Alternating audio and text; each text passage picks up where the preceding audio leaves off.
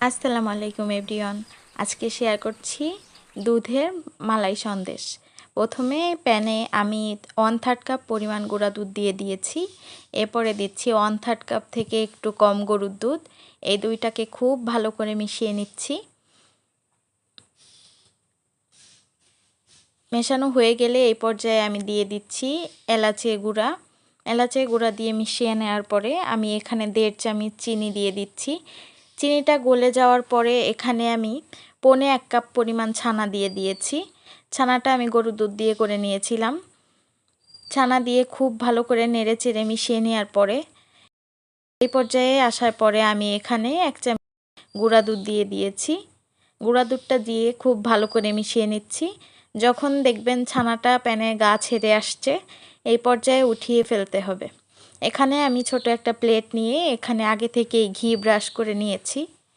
এবার ছানাটাকে এর উপরে খুব ভালো করে চেপে চেপে করে দিচ্ছি।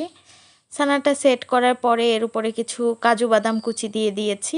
আপনারা যে কোনো বাদাম দিয়ে গার্নিশ করতে পারেন। এরপরে আমি 2 ঘন্টার জন্য নর্মাল ফ্রিজে রেখে দিয়েছিলাম।